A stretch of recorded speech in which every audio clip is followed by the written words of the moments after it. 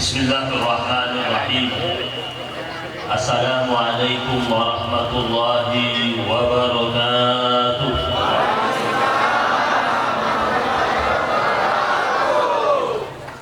Alhamdulillahi rabbil alamin.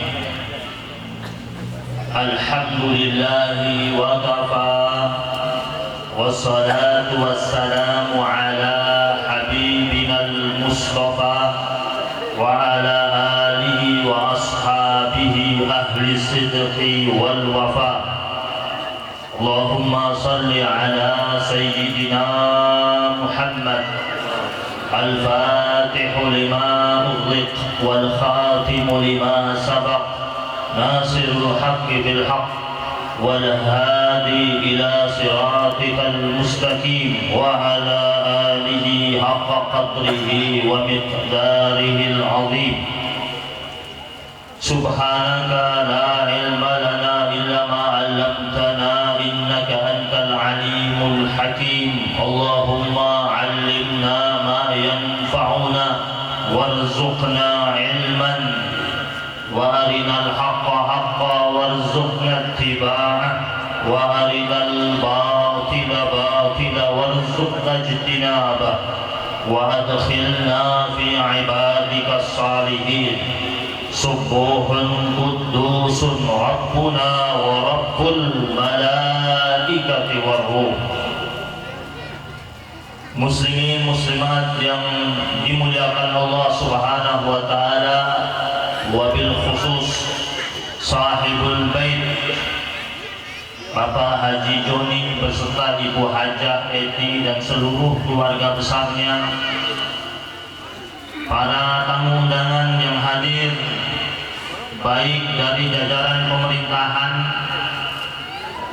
dinas maupun sipil, baik dari TNI dan Polri, para habaib, para asatidz yang hadir pada kesempatan yang mulia pada hari ini, para alim ulama, para sesepuh, para tokoh masyarakat yang tidak dapat saya sebutkan namanya satu persatu, tetapi tidak mengurangi rasa ta'zim dan hormat saya. Alhamdulillah adalah kata yang senantiasa kita hadirkan terus-menerus dalam kehidupan kita sebagai untaian ungkapan syukur kita yang tak bertepi kepada Allah Subhanahu wa taala atas limpahan rahmat dan karunia serta rangkaian kebaikan demi kebaikan, sehingga pada malam yang mulia ini kita dapat hadir di majlis yang mulia dengan harapan agar kita kelak nanti di yaumil akhir dikumpulkan sama-sama di tempat yang mulia di sisi Allah Subhanahu wa taala. Salawat serta salam terus menerus kita persembahkan kepada junjungan kita, suri tauladan kita, panutan kita yang selalu indah tutur katanya, bagus akhlaknya, baik perangainya, sopan santun dalam pergaulan, pemimpin agung, panglima yang gagah berani, seorang suami yang bijaksana, pengemban risalah ilahi, penyabar terhadap segala macam bentuk persoalan umat manusia, Nabiur Rahmah, Nabi yang kehadirannya menebar rahmat bagi seluruh umat manusia, bahkan seluruh alam semesta. Wa ma arsalnaka illa rahmatan lil alamin. Nabiut Taubah, Nabi yang mendidik dan mengajarkan kepada umatnya bagaimana merintis jalan indah taubat kepada Allah Subhanahu wa taala. Nabiul Huda, Nabi yang membawa hidayah, kemudian hidayah tersebut ditebarkan kepada seantero penjuru dunia, yaitu baginda Nabi besar Muhammad sallallahu alaihi wasallam. Kita berharap semoga benar-benar nanti di hari akhir kita dihimpun dan digabungkan bersama rombongannya Rasulullah sallallahu alaihi wasallam. Mau digabungkan sama Nabi?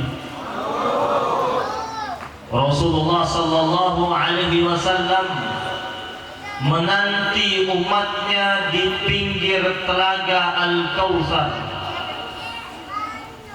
Nabi menanti kita di situ.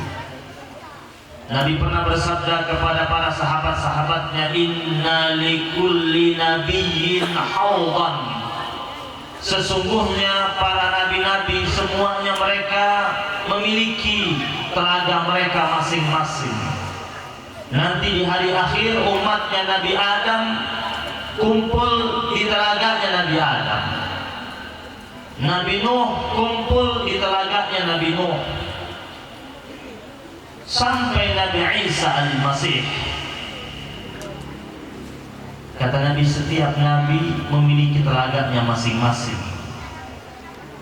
Yatabahawna. Mereka saling membanggakan antara satu sama lain tentang siapa yang terbanyak pengunjungnya.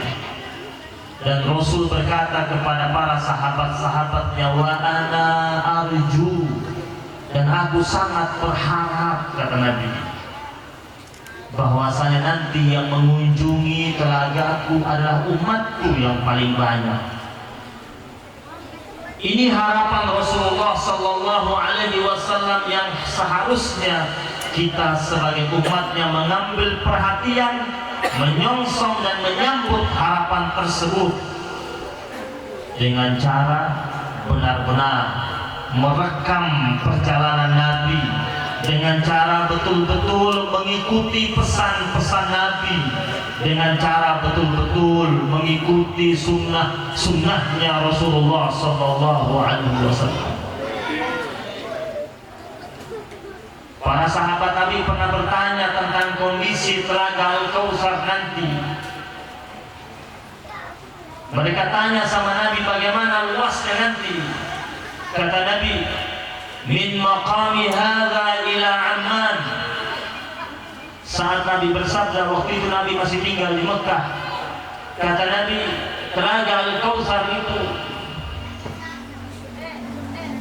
luasnya dari Mekah sampai Yordania.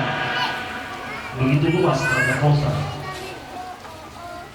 Para sahabat Nabi tanya tentang airnya. Nabi katakan, asyaddu bayadan minal laban wa ahla minal asal. Air yang ada di telaga Al-Kautsar lebih putih daripada susu, lebih manis daripada madu. Dipersiapkan untuk umatnya Nabi Muhammad Sallallahu Alaihi Wasallam. Umatnya Nabi Muhammad nanti digiring menuju telaga Kautsar. Sampai di sana mereka akan menyaksikan banyak gelas-gelas indah di pinggir-pinggir telaga Al-Kautsar yang Nabi katakan aniyatuhu adadun nujum. Di pinggir telaga Al-Kautsar ada gelas-gelas yang begitu cantik dan begitu indah yang jumlahnya sejumlah bintang-bintang di langit. Dan siapa yang dapat meminumnya, dan mudah-mudahan itu kita dapati. Kita berharap yang kasih kita ini langsung dari tangan mulianya Rasulullah Sallallahu Alaihi Wasallam. Man syariba minha lam yatma.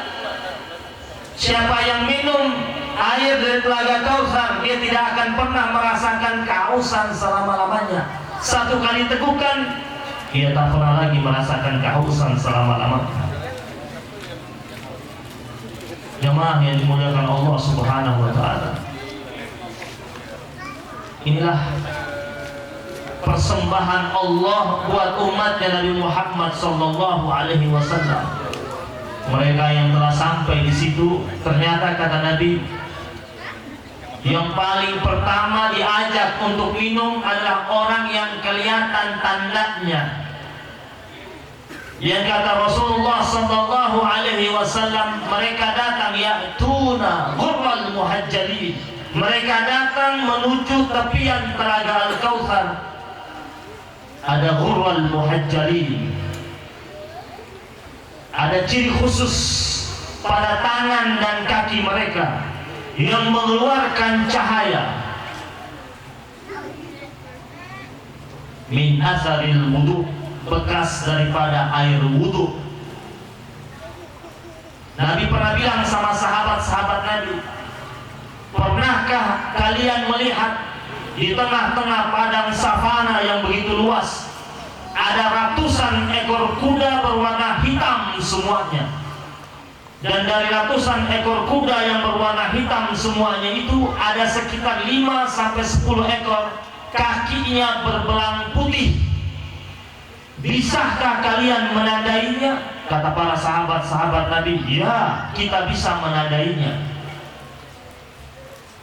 Kata Rasulullah, begitu pula nanti di yaumil akhir, aku menandai umatku dari situ. Mereka datang berbondong-bondong menuju telaga Al-Kautsar. Yang pertama aku panggil, yang aku izinkan untuk datang meneguk air segar dari telaga Al-Kautsar, mereka yang ada tanda di tangan dan kakinya mengeluarkan cahaya, yaitu orang yang rajin berwudu, dan tentunya pasti orangnya rajin sholat, menjaga sholatnya, merawat sholatnya. Jangan mengaku sebagai umatnya Rasulullah sallallahu alaihi wasallam, tetapi kita tinggalkan sholat, kita abaikan sholat. Cinta kita adalah cinta palsu kalau begitu.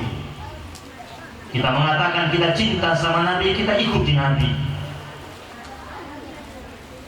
Nabi bersabda tentang sholat, wa ju'ilat qurrata 'aini fis shalah, kata Rasul, telah dijadikan sebagai sumber kebahagiaanku pada sholat. Orang mukmin dan benar-benar mukmin, dia pasti bahagia. Allah katakan qad aflahal mu'minun. Allah katakan qad itu berarti pasti dan telah, jika dia sholat. Jika sholatnya benar, jika sholatnya benar-benar tegak, Nabi saja mengatakan wa ju'ilat qurrata 'aini fis shalah. Karena sumber kebahagiaan sejati bagi umat Nabi Muhammad sallallahu alaihi wasallam ketika mereka merawat sholatnya. Jemaah yang dimuliakan Allah Subhanahu wa taala, dikisahkan ketika pertempuran Uhud telah selesai, rombongan pasukan Nabi bertolak menuju Madinah. Dari pojok kota Madinah berhentilah seorang wanita menanti dari kejauhan, menanti kabar tentang kepulangan pasukan Nabi, yang di dalamnya ada suaminya dan putranya satu orang berangkat bersama suaminya. Dia menunggu, menanti. Ketika dia melihat kepulan debu dari kejauhan, dia tersenyum melihat bahwasanya ini rombongannya pasukan Nabi kembali. Dia sudah mendengar kabar dari kota Madinah, banyak sahabat-sahabat Nabi yang gugur sebagai syuhada. Ketika rombongan tersebut mulai mendekat, wanita tersebut berlari dengan kencang, dan kemudian ketika mendekati rombongannya pasukan Nabi, dia menyeruak, membelah di tengah-tengah rombongannya pasukan Nabi sambil berlinang air mata. Yang pertama kali keluar dari mulut wanita tersebut, dia bukan cari suaminya. Dia tidak berkata mana suamiku. Dia pula tidak berkata mana putra kesayanganku yang ikut berangkat sebagai pasukan tempur. Sambil berteriak, dia mengucapkan aina Rasulullah. Pertama kali yang dia ucapkan, mana Rasulku, mana Rasulullah. Kenapa? Karena dia lebih mencintai Rasulullah ketimbang suami dan anaknya. ketika dia berkata, mana Rasulullah? Sahabat-sahabat Nabi yang berada di sekitar Rasulullah berusaha untuk mendekati wanita ini dan membujuknya untuk tenang. Mahlan, mahlan ya Ummah, wahai ibu, tenang, tenang. Lalu para sahabat menyampaikan berita duka padanya. Setelah menenangkan wanita tersebut, ketika dikatakan kepadanya, suamimu gugur sebagai syuhada Uhud, dia masih mengatakan, mana Rasul? Seakan-akan dia tidak gubris kabar tersebut.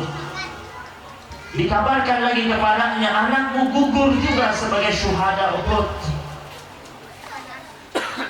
Dia tetap mengatakan, mana Rasulullah? Sahabat-sahabat Nabi menggiringnya dan menghantarkannya ke hadapan Rasulullah. Ketika dia sampai di hadapan Rasulullah sallallahu alaihi wasallam, dia berdiri kaku bagaikan patung. Untuk sekian detik ia tatap begitu dalam wajah Rasulullah sallallahu alaihi wasallam. Dan dia katakan, ya Rasulullah,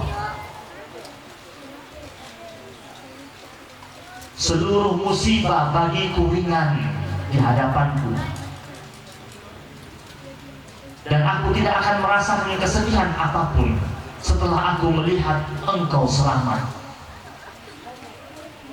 Begitulah ekspresi cinta para sahabat, para sahabiyahnya Rasulullah sallallahu alaihi wasallam. Mereka lebih jauh mencintai Rasulullah sallallahu alaihi wasallam ketimbang apapun. Dan itulah ukuran, itulah barometer keimanan.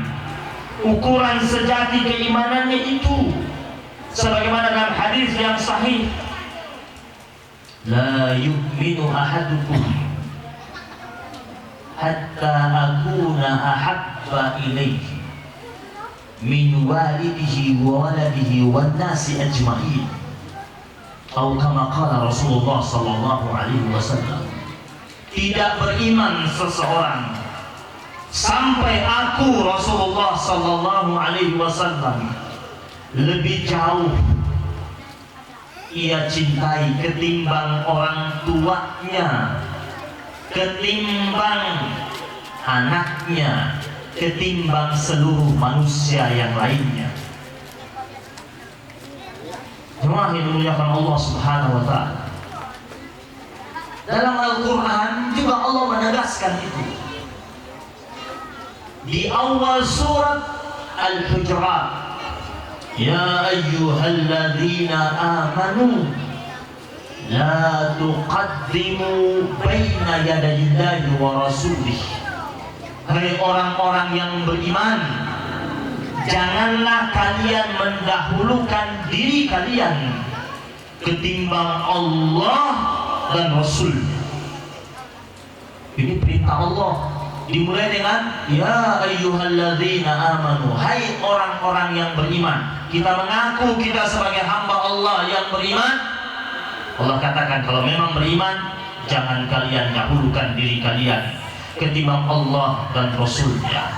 Abu Bakar As-Siddiq radhiyallahu ta'ala anhu ketika diajak oleh Rasul untuk berangkat hijrah, dia menangis gembira. Dia berangkat ke pasar kota Mekah, dia belanja 2 ekor onta yang bagus di kota Mekah buat dia dan buat Rasulullah sallallahu alaihi wasallam. Setelah ia belanja, bukan dia bawa 1 ekor ke rumahnya, sisanya dia bawa ke Rasulullah, tidak. Dua-duanya dia tenteng, dia bawa ke Rasulullah sallallahu alaihi wasallam.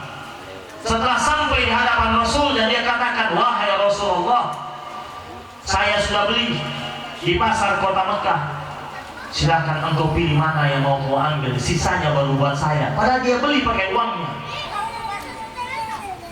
Dia mendahulukan Rasulullah sallallahu alaihi wasallam. Inilah akhlak para sahabat-sahabat tadi, mengikuti perintah Allah dan sunnah hadis Rasulullah sallallahu alaihi wasallam.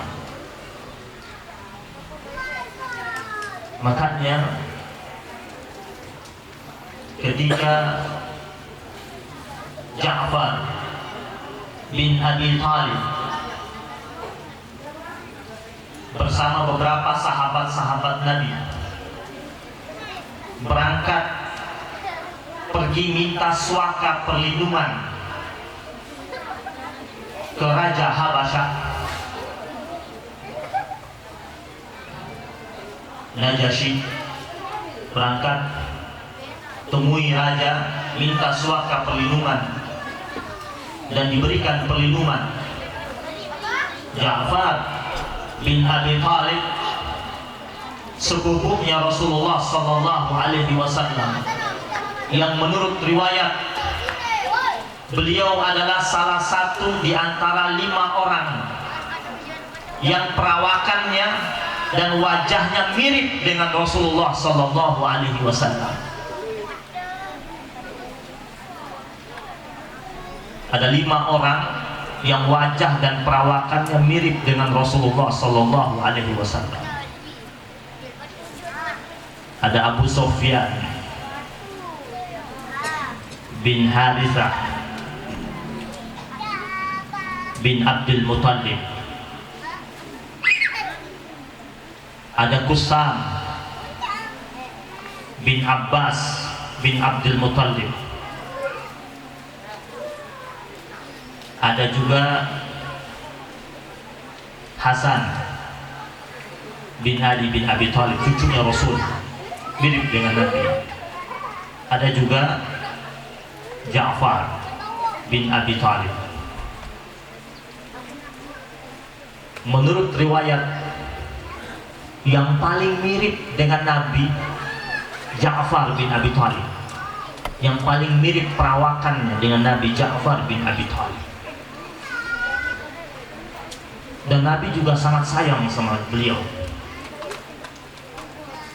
Di masa kecilnya Ja'far bin Abi Thalib diasuh oleh Abbas bin Abdul Muttalib. Ketika Abu Thalib ekonominya mulai menurun, Rasulullah datang kepada pamannya. Rasulullah menawarkan agar dia mengasuh Ali bin Abi Thalib. Jadi Ali diambil sama Nabi, diasuh oleh Rasul. Terus Ja'far bin Abi Thalib, saudaranya Ali bin Abi Thalib, diambil oleh pamannya Nabi, Al-Abbas bin Abdul Muttalib, diasuh. Ja'far bin Abi Thalib termasuk orang yang awal-awal juga masuk Islam. Dan ketika mereka mendapatkan tekanan demi tekanan di kota Mekah, Ja'far bin Abi Thalib bersama istrinya minta izin sama Nabi untuk pergi, membawa orang-orang yang tak mampu mendapatkan tekanan untuk mendapatkan perlindungan dari Najasyi. Berangkat ke Habasyah, dan mereka mendapatkan perlindungan di sana. Ketika mereka mendapatkan perlindungan di sana, tiba-tiba datang utusan dari kaum kafir Quraisy untuk menjemput Ja'far bin Abi Thalib dan teman-temannya. Ja'far bin Abi Thalib ditanya oleh Najasyi. Ja'far bin Abi Thalib kemudian menceritakan tentang Nabi. Ditanya, siapa itu Muhammad? Kabarkan kepadaku. Diceritakan tentang Nabi Muhammad sallallahu alaihi wasallam. Lalu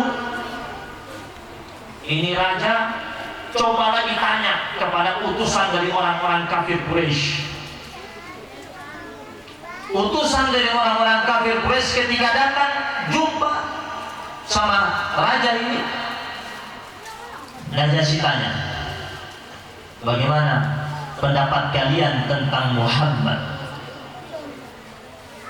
sallallahu alaihi wasallam?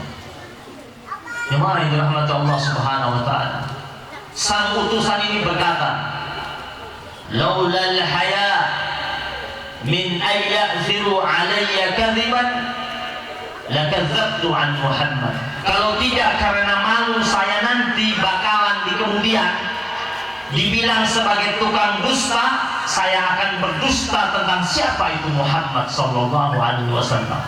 Hanya dia merasa malu nanti kalau ketahuan dia bohong, berita yang dia sampaikan tidak sesuai fakta.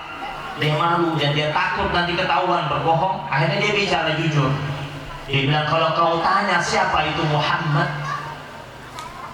orangnya kami mengenalnya melebihi kami mengenal anak kandung kami sendiri. Dari kecil kami tidak pernah menjumpai dia berdusta. Terkenal sebagai orang yang amanah dan kami berikan dia julukan sebagai Al-Amin. Terus utusan tersebut mengatakan lagi kepada Raja Najasyi, saya sudah keliling mengunjungi kerajaan-kerajaan, ketemu dengan penguasa-penguasa. Saya tidak pernah menyaksikan pengikut sang raja memperlakukan rajanya seperti pengikutnya Muhammad sallallahu alaihi wasallam memperlakukan Muhammad sallallahu alaihi wasallam. Ketika dia berkata, semuanya mematuhinya. Ketika ada perintah darinya, mereka semua cepat-cepat bekerja. Bahkan mereka berlomba-lomba untuk melaksanakan perintah tersebut. Ketika dia berjalan, mereka semua berusaha untuk mengitarinya dan melindunginya. Pengikut-pengikutnya rela mengorbankan apa saja yang mereka miliki untuk Muhammad sallallahu alaihi wasallam. Mereka berikan harta mereka, keluarga mereka, jiwa mereka, raga mereka persembahkan demi Muhammad sallallahu alaihi wasallam.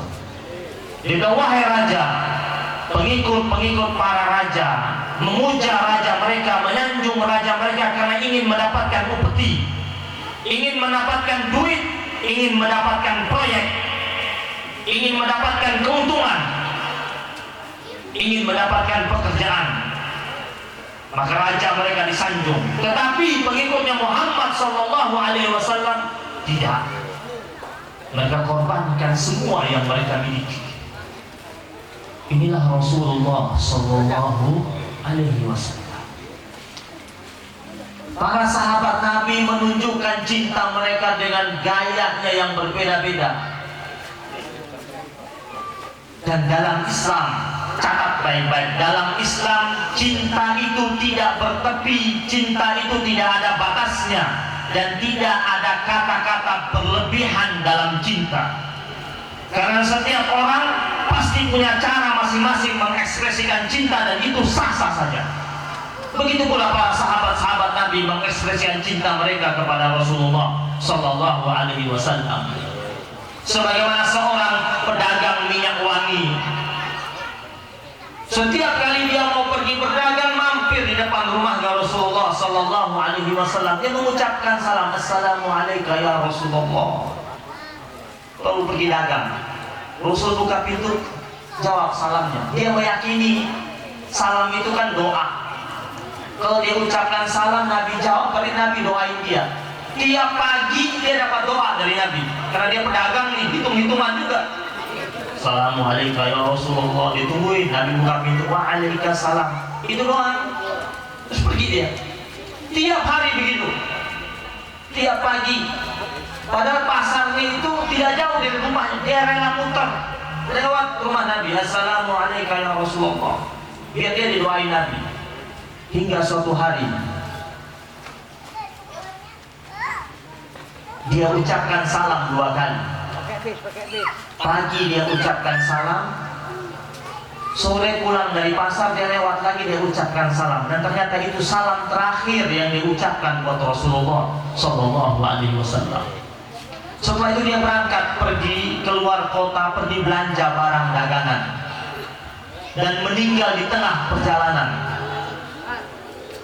Lepas beberapa waktu berlalu, lebih dari 1 minggu, Nabi tanya sama sahabat-sahabat Nabi, itu biasa yang lewat depan rumah saya tiap pagi mengucapkan salam, kemana dia? Bayangkan, Nabi jadi rindu sama dia. Nabi tanya sama sahabat-sahabat Nabi. Sahabat Nabi pergi cek, pergi cari tahu. Akhirnya mereka dapatkan kabar ternyata orang itu sudah meninggal dunia. Apa kata Rasul? Di mana dia dimakamkan? Agak jauh wahai Rasul. Ayo antarkan aku ke sana. Nabi diantarkan ke makamnya. Apa yang terjadi? Sampai di makamnya, Nabi berdiri, diikuti oleh sahabat-sahabat besar bersama Rasulullah Sallallahu Alaihi Wasallam. Nabi mengangkat tangannya tinggi-tinggi sambil berdoa, Ya Allah, berikanlah kebaikan untuknya. Ya Allah, sungguh aku sangat mencintainya sebagaimana dia mencintai aku. Ya Allah, tersenyumlah Engkau kepadanya ya Rabb, sebagaimana dia setiap pagi mengucapkan salam kepadaku dan tersenyum kepadaku. Lihat apa balasan Rasulullah Sallallahu Alaihi Wasallam gara-gara salam di pagi hari yang diucapkan oleh umatnya itu, dibalas dengan doa yang bertubi-tubi agar kebaikan turun kepada orang tersebut. Inilah Rasulullah Sallallahu Alaihi Wasallam. Khalid bin Walid juga begitu. Di masanya Umar bin Khattab radhiyallahu taala anhu menjadi khalifah, Umar bin Khattab kirim dia untuk berangkat perang. Khalid bin Walid setiap kali dia memimpin tempur di zamannya Umar bin Khattab selalu menang. Hingga suatu hari sorbannya Khalid bin Walid yang biasa dia lilitkan di kepalanya saat bertempur jatuh. Khalid bin Walid turun dari kudanya, merangkak di tengah-tengah bergemuruhnya pasukan semata-mata untuk memungut sorbannya dan baru dipakai lagi. Sampai pengawalnya sibuk untuk mengamankan Khalid bin Walid. Ini panglima bisa terbunuh, merangkak di tengah-tengah bergemuruhnya pertempuran gara-gara untuk memungut sorbannya. Ketika selesai pertempuran, pengawal-pengawalnya bilang, wahai panglima, kenapa engkau turun dari kudamu hanya untuk memungut sorbanmu? Kan bisa cari sorban yang lain nanti. Kami menyaksikan engkau melakukan itu. Apa sebabnya? Khalid bin Walid melepas sorbannya, letakkan ke bawah, lalu dia buka. Ternyata ada satu helai rambutnya Rasulullah Sallallahu Alaihi Wasallam yang dia simpan di sorbannya. Dia mengatakan bukan masalah sorbannya. Ketika ia terjatuh, aku tidak mau rambutnya Rasul Sallallahu Alaihi Wasallam diinjak-injak oleh kuda-kuda pasukan musuh. Makanya aku rela turun walaupun nyawa taruhannya semata-mata menyelamatkan rambut Rasulullah Sallallahu Alaihi Wasallam. Apa ini? Cinta. Inilah ekspresi cinta. Sahabat Nabi dengan gayanya masing-masing. Sebagaimana Hasan bin Thabit dengan untayan-untayan syairnya menyanjung dan memuji Rasul. Sebagaimana Bilal yang tidak mau mengumandangkan azan setelah Rasul wafat karena dia tidak sanggup lagi mengucapkan nama Muhammad. Kalau dia dengar orang sebut Muhammad, nangis langsung Bilal. Terpukul dia. Orang yang jalan bersamanya bergandengan tangan setiap kali berangkat sholat subuh. Setiap kali mau berangkat sholat subuh dia mampir di rumahnya Rasul mengucapkan salam, menjemput Nabi. Setelah menjemput Nabi sama-sama jalan menuju Masjid Nabawi. Lalu dia menyaksikan Rasul telah tiada. Dibujuk oleh sahabat-sahabat yang lain untuk mengumandangkan azan. Aku tak sanggup lagi, kata Bilal. Sampai ia pergi menjauh dari Madinah. Sampai akhirnya Rasul datang dalam mimpi, menegurnya. Ada apa Bilal? Mengapa kau jauh? Mengapa kau jauh dariku? Bilal tersentak dari mimpinya. Kembali dia ke Madinah. Ketika dia masuk Madinah, terkejut para sahabat-sahabat Nabi. Lalu datanglah Fatimah Zahra bersama salah satu putranya. Rindu dengan suaranya Bilal karena dia terkenal sebagai muazzinnya Rasulullah Sallallahu Alaihi Wasallam. Mereka kenang Bilal sebagai orang yang benar-benar mengesahkan Allah Subhanahu wa Ta'ala di bawah terik matahari, ditimpa batu yang begitu besar di atas perutnya. Dia hanya mengucapkan ahad, ahad. Dia tidak mau menggadaikan keimanannya di bawah tekanan dan siksaan. Lalu mereka bujuk Bilal untuk azan. Kata Bilal, kalau bukan karena permintaannya putrinya Rasulullah dan cucunya ini yang sangat disayangi oleh Rasulullah, aku tak akan melakukannya. Lalu mulailah Bilal mengumandangkan azan. Ketika Bilal mulai azan, ramai riuh kota Madinah, semuanya berhamburan keluar. Karena dalam beberapa bulan mereka tidak mendengar suaranya Bilal, tiba-tiba dengar lagi suaranya Bilal. Mereka juga rindu dengan suara itu. Banyak sahabat-sahabat yang meneteskan air mata, ingat kembali sama Rasulullah. Lalu apa yang terjadi? Ketika sampai kepada asyhadu anna Muhammad Rasulullah, ketika dalam azannya, ketika dia akan mengucapkan asyhadu anna Muhammad, mau mengucapkan nama Muhammad, bergetar bibirnya Bilal, seakan-akan kaku lidahnya, tak mampu ia mengucapkan nama Muhammad sallallahu alaihi wasallam. Keringat dingin mengalir dari wajahnya, gemetar tubuhnya. Sambil histeris Bilal mengatakan, ya Allah, ya Rabb, mana sanggup aku menyebut nama kekasihmu dan kekasihku itu. Ya Allah, kalau bukan karena Muhammad sallallahu alaihi wasallam, aku tetap menjadi budak sampai saat ini. Dialah yang memuliakan aku, ya Allah. Ya Allah, demi-Mu yang agung, aku sangat mencintai Muhammad melebihi apapun. Ya Allah, jangan pisahkan aku dengan Muhammad sallallahu alaihi wasallam. Bilal jatuh berlutut menangis dan pingsan, dan diangkat oleh para sahabat-sahabat Nabi yang lainnya. Jemaah dirahmati Allah Subhanahu wa Ta'ala. Inilah kecintaan para sahabat-sahabat Rasulullah sallallahu alaihi wasallam. Lalu bagaimana dengan kita? Bagaimana dengan kita? Kita ini umatnya. Jarak kita dengan Nabi begitu jauh, berbeda waktu begitu lama. Tapi kita harus yakin, Nabi bilang sama sahabat-sahabatnya, ada di antara umatku nanti yang aku panggil dengan sebutan ikhwani, saudara-saudaraku. Sahabat pernah mengatakan kepada Rasul, alasna ikhwanuka ya Rasulullah, bukankah kami ini saudaramu wahai Rasul? Kata Rasul, antum ashabi, kalian sahabat-sahabatku. Yang namanya sahabat Nabi yang hidup bersama Nabi, menyaksikan Nabi, duduk bersama Nabi, melihat wahyu turun kepada Nabi, berislam dan beriman bersama Nabi, itu sahabat. Kalian beriman kepadaku dan hidup bersamaku, antum ashabi. Tapi nanti ada umat setelahku tidak pernah bertemu dengan aku, jaraknya mereka begitu jauh dari aku,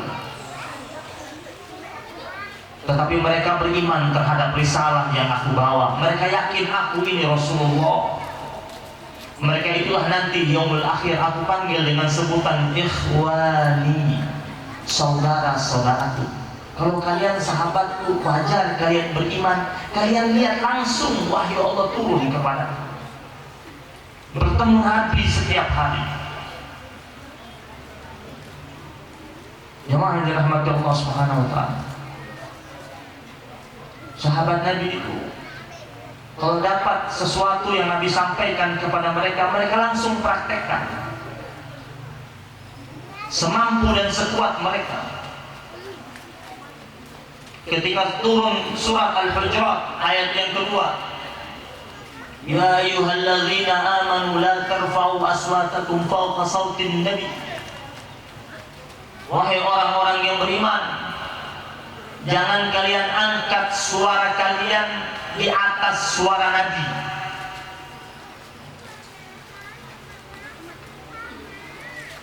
Wala tajharu bil qawli kajahri ba'dikum li ba'd.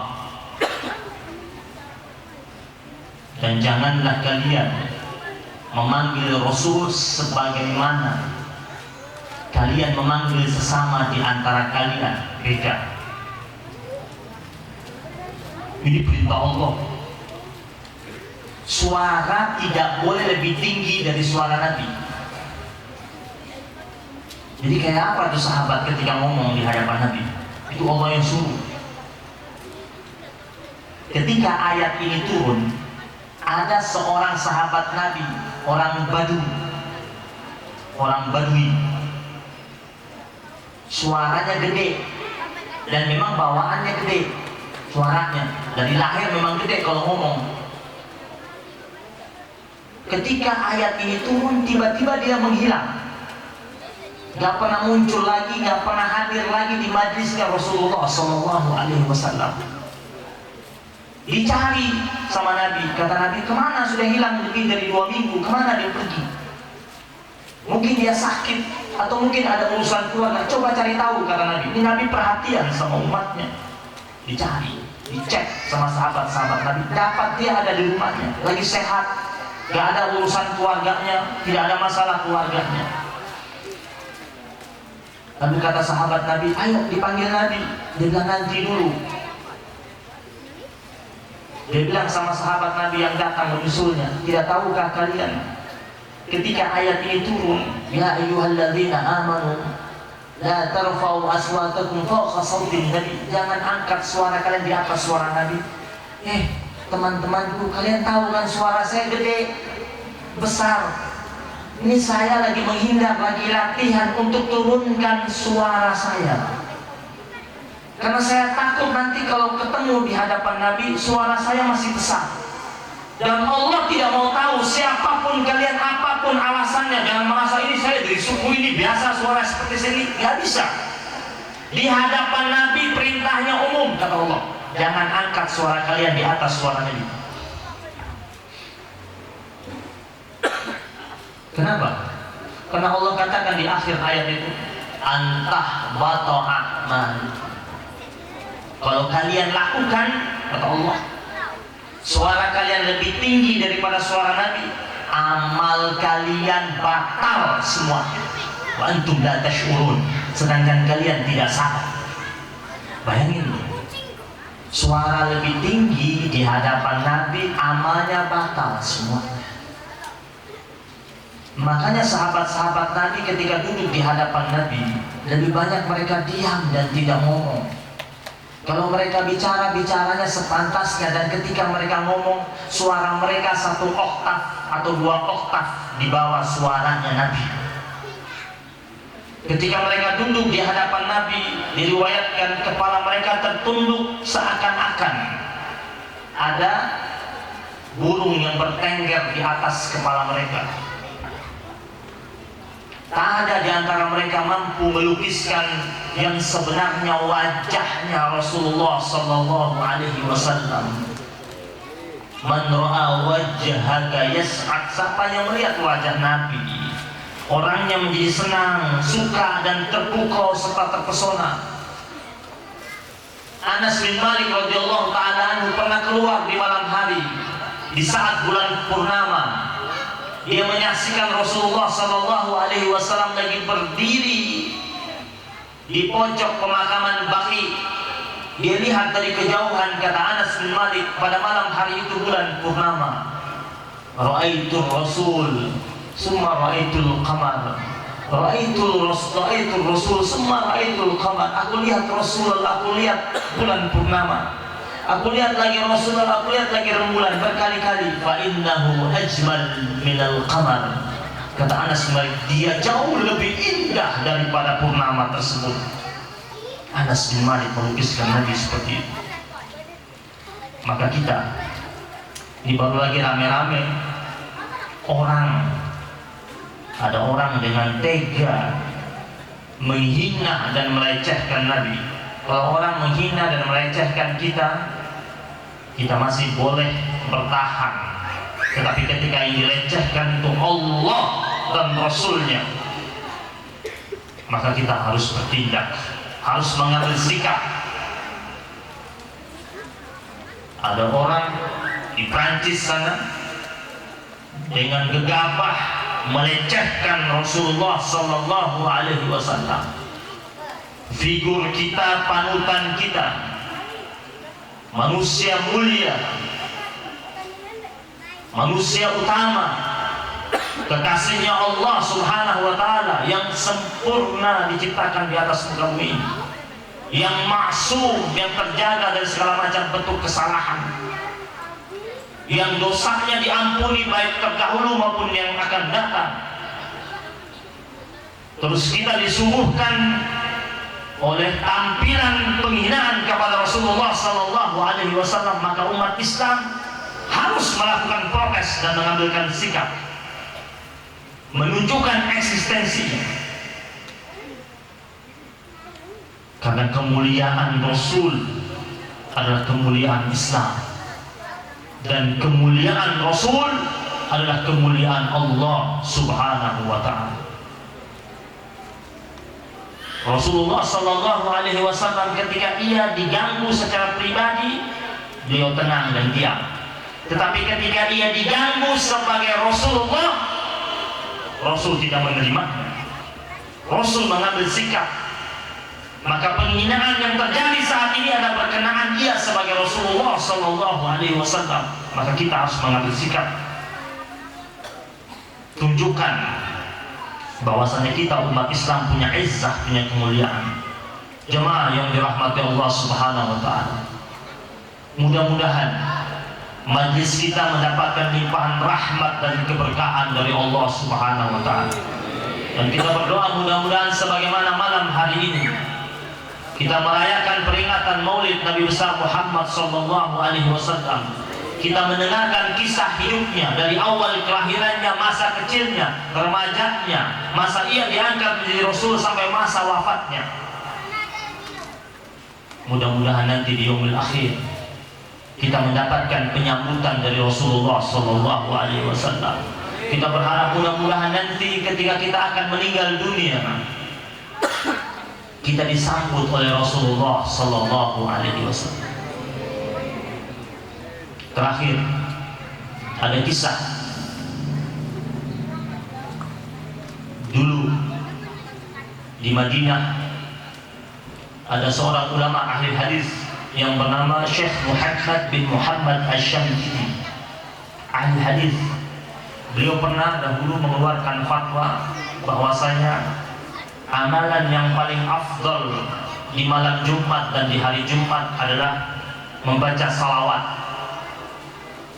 Bahkan beliau pernah ditanya, mana lebih afdal, baca Quran atau baca salawat? Di malam Jumat dan di hari Jumat, kata beliau, baca salawat lebih afdal karena ada hadis Nabi-Nya yang memerintahkan untuk membaca salawat, dan hadisnya sahih, membaca salawat di hari Jumat dan di malam Jumat. Dan beliau setiap malam Jumat sampai hari Jumat sore tidak terima tamu, pembesar seperti apapun datang dia tidak terima, di dalam kamar, hanya keluar pergi sholat di Masjid Nabawi, balik di kamarnya salawat, nggak pernah putus. Saya bertemu dengan salah seorang murid beliau, bercerita kepada saya tentang akhir hayatnya beliau. Beliau rajin puasa Senin Kamis. Di hari Senin, dalam keadaan berpuasa, dia panggil muridnya dan dia katakan kepada muridnya, tadi malam saya mimpi jumpa Rasul, dan Rasul mengatakan kepada saya, ya Muhammad, namanya Muhammad bin Muhammad Asy-Syamkiti. Rasul mengatakan, ya Muhammad, hari ini aku ajak engkau untuk buka puasa bersamaku. Dan apa yang terjadi, kata muridnya, setelah gurunya bercerita kepadanya di pagi hari, sore hari menjelang buka puasa, habis asar dia meninggal dunia. Isyarat bahwasanya memang Nabi memanggilnya. Subhanallah. Ketika saya diceritakan kisah itu, saya ingat kisahnya Utsman bin Affan radhiyallahu taala anhu yang terbunuh ketika sedang duduk menanti waktu maghrib dan akan berbuka puasa. Utsman bin Affan juga begitu. Ternyata menurut riwayat Utsman bin Affan, sebelum dia terbunuh, dia cerita sama keluarganya di pagi-pagi hari. Dia katakan, tadi malam Nabi mendatangiku dan mengatakan, ya Utsman, untuk kali ini kau berbuka puasa bersamaku. Dan ternyata ketika Utsman bin Affan di hadapan makanan yang ia siap berbuka, ia menanti waktu maghrib, para pemberontak datang menyerbu rumahnya Utsman bin Affan dan ia terbunuh dan darahnya berceceran dan menimpa di atas makanan yang akan ia pakai berbuka. Dan ia meninggal dunia. Isyarat dari Nabi katakan, ya Utsman, kali ini aku ajak engkau berbuka bersamaku. Al-mar'u ma'a man ahad. Manusia itu bersama siapa yang ia cintai. Jika kita kuat cinta kita bersama Rasulullah, maka kita pasti akan terus bersama Rasulullah SAW. Orang itu meninggal dunia sebagaimana kebiasaannya. Yang hobi main bola biasanya meninggal dunia lagi main bola. Yang hobi joget biasanya meninggal dunia lagi joget. Atau paling tidak amalan terakhirnya joget. Yang hobi main catur, hati-hati. Ada teman saya hobi banget main catur, meninggal dunia lagi main catur. Dia lagi habis main, dia bilang skak sama temannya, skakmat. Gak lama kemudian datang malaikat maut, skakmat dia. Yamutul mar'u ala ma asyafi. Manusia itu meninggal dunia sebagaimana kebiasaan dia hidup. Hobinya apa? Kalau dia hobinya baca salawat, meninggal dunia dalam keadaan salawat, atau paling tidak amalan terakhirnya salawatan. Maka biasakanlah dengan amalan-amalan baik, sehingga ketika kita meninggal dunia dalam kondisi yang terbaik di hadapan Allah Subhanahu wa taala. Rabbana taqabbal minna innaka antas samiul alim wa tub alaina ya maulana innaka antat tawwabur rahim. Wa sallallahu ala sayyidina Muhammadin nabiyil ummi wa ala alihi wa sahbihi wa baraka wa sallam walhamdulillahi rabbil alamin. Tsumma assalamu alaikum warahmatullahi wabarakatuh.